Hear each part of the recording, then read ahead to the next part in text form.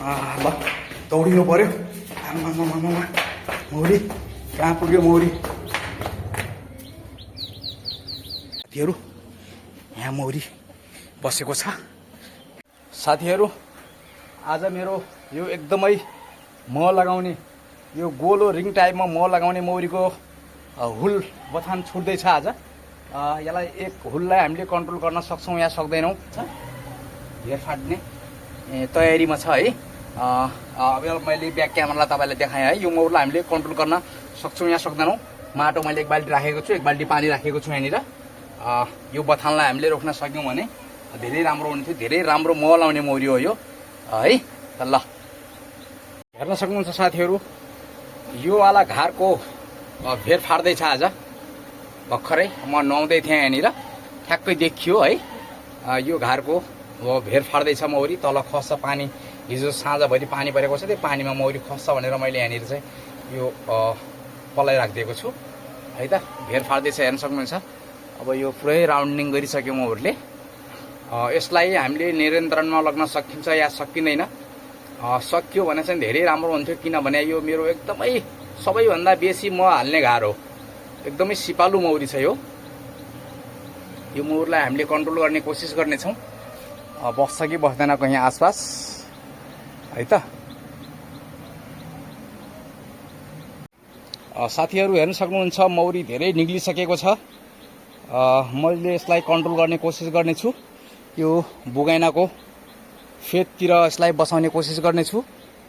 मौरी अलिकति यता च्यापिरहेको छ सक्नुहुन्छ है त। अब यो बाटो लाग्ने बित्तिकै मैले माटो हान्छु है। अझै आइरहेछ बाहिर। यो रानीले भित्र कतिलाई बाहिर पठाउने भनेर डिसिजन लिँदैछ।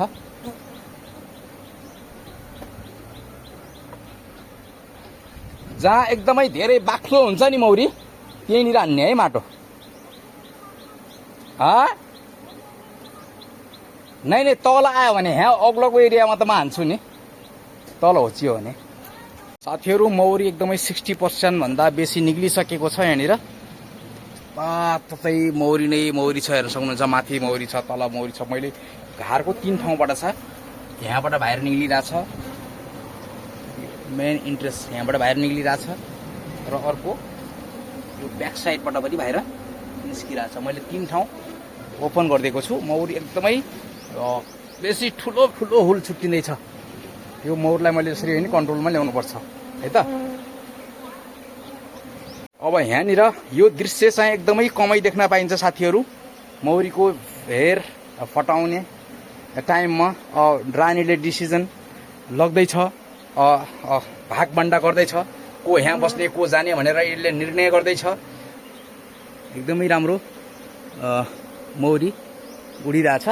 अब सायद पुग्छ कि अब रानी निक्लियो भने यो मौरी बाटो लाग्छ। अब हामीले माटो हान्नुपर्छ है त। साथीहरू हामीले मौरी सायद बस्छ जस्तो लागिरहेछ मुनि। यहाँनिर त्यो बुगाइनाको बुट्टातिर होचिरहेछ। हामीले उताबाट माटो माटो हान्ने मान्छेमा पठाइरहेको छु, एकजना मान्छेमा पठाइरहेको छु। गाह्रो छ नि मौरी पालन गर्नु पनि। तल बुगाइनाको बुट्टानिर मौरी बसाल्न हामी सफल भएका छौँ। लगभग होचिसकेको छ है त। यहाँनिर यो घारले पनि अलिकति बेसी जोड दिइरहे जस्तो छ। यसलाई पनि अहिले हेर्छौँ फेरि यो पनि के हो। म तल जाँदैछु है त। मौरी बसाल्न लगभग सफल भइयो। ल दौडिनु पर्यो। आमामामामा मौरी कहाँ पुग्यो मौरी? हेर्न सक्नुहुन्छ कति बेसी मौरी यहाँनिर आएको छ, बस्दैछ मौरी। हेर्न सक्नुहुन्छ है, बस्दैछ मौरी। मैले रानी भेट्यो भने रानीलाई च्याप्पै समातिहाल्छु है त।